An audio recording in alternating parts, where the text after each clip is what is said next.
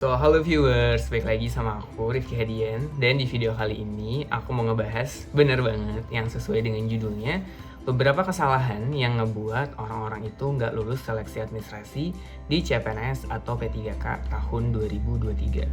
Nah, untuk kesalahan-kesalahan ini aku ambil dari tahun-tahun sebelumnya. Jadi berdasarkan CASN tahun 2019 dan CASN tahun 2021.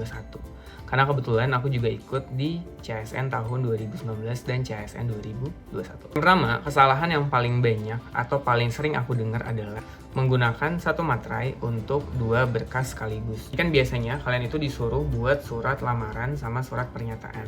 Nah, dari surat-surat itu membutuhkan materai di tanda tangannya. Banyak banget peserta di CASN tahun 2021 yang menggunakan satu materai untuk dua berkas, teman-teman. Untuk surat lamarannya sama untuk surat pernyataannya. Padahal itu sangat dilarang dan tidak diperbolehkan. Jadi jangan sampai diulangin lagi untuk seleksi administrasi di CSN tahun 2023. Yang kedua, yang sering banget juga aku lihat adalah salah masukin nomor identitas. Jika teman-teman isi surat lamaran atau surat pernyataan, itu kan ada NIK, nomor induk KTP teman-teman, terus ada nomor ijazah, ada jurusan teman-teman, alamat, dan lain-lain. Nah, itu jangan sampai salah, teman-teman. Nah, kalau salah berarti nggak sesuai nih sama tulisan yang ditulis di berkasnya. Ketiga, ini lucu banget sih. Teman aku pernah gagal gara-gara dia nge-scan berkasnya asli tapi tidak berwarna. Jadi nanti coba untuk semua berkas yang di-scan kayak ijazah, sertifikat, akreditasi universitas, atau berkas-berkas lain itu dalam bentuk berwarna, teman-teman. Karena sayang banget temanku pernah dia udah nge-scan asli juga tapi ternyata hitam putih, dan ternyata gara-gara itu dia nggak lolos seleksi administrasi. Yang keempat, biasanya beberapa instansi itu mengharuskan syarat minimal TOEFL-nya berapa. Kalau emang syaratnya 450, harus unggah skor 450 atau di atas 450. Kalau dibutuhkannya 500, teman-teman juga harus unggah minimal 500.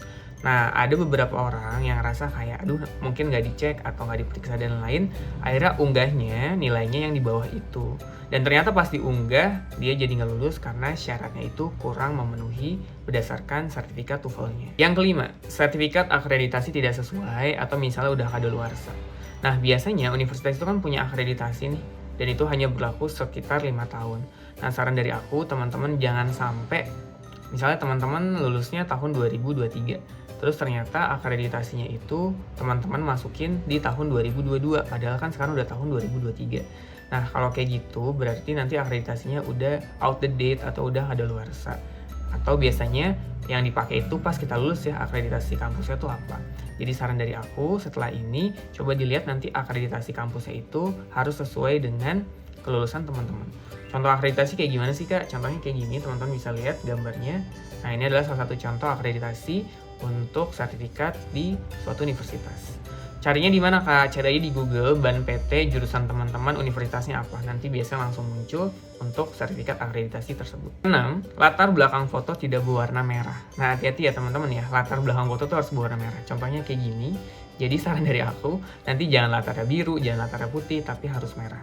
Dan ini harus foto terbaru, jadi kalau teman-teman belum punya, aku saranin foto. Dan sebenarnya kalau latar belakangnya teman-teman putih atau biru itu bisa diedit sih, pakai Photoshop atau aplikasi-aplikasi yang lain. 7. Berkas yang diunggah nggak lengkap. Jadi kan nanti untuk administrasi ini udah ada syarat-syarat berkas yang harus diunggah. Misalnya kalau ada 8 berkas, teman-teman harus unggah 8 berkas. Jangan unggahnya cuma 1, cuma 2. Ada beberapa berkas yang belum teman-teman unggah. Karena sayang banget nih teman-teman kalau teman-teman gagalnya di seleksi administrasi.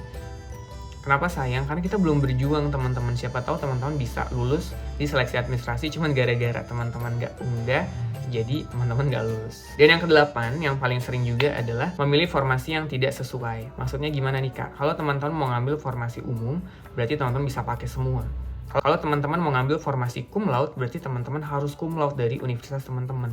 Jangan teman-teman nggak cum laude tapi ngambil formasi cum laude. Nah, itu jadi nggak lulus nantinya. Atau misalnya untuk formasi disabilitas tapi teman-teman nggak disabilitas, terus teman-teman pilih formasi disabilitas. Nah, itu juga salah, teman-teman. Atau juga putra-putri dari Provinsi Papua. Jadi nanti kalau teman-teman bukan dari Provinsi Papua, jangan teman-teman milih formasi tersebut karena nanti jadi nggak lulus nantinya. Oke, itu dia 8 hal yang harus teman-teman perhatikan ketika ingin lulus di seleksi seleksi administrasi CPNS tahun 2023. Tolong dicek betul-betul atau persiapin berkasnya dari sekarang untuk memperbesar peluang teman-teman lulus di CPNS tahun 2023. Nanti untuk beberapa video yang lain, aku akan coba bikin video pembelajaran atau tips and trick gimana caranya biar memperbesar peluang teman-teman lulus di CASN tahun 2023. Kalau udah, aku mau bilang thank you banget udah nonton video ini. Hope you enjoy it dengan videonya. Dan sampai jumpa di video aku yang selanjutnya ya. See you next time guys.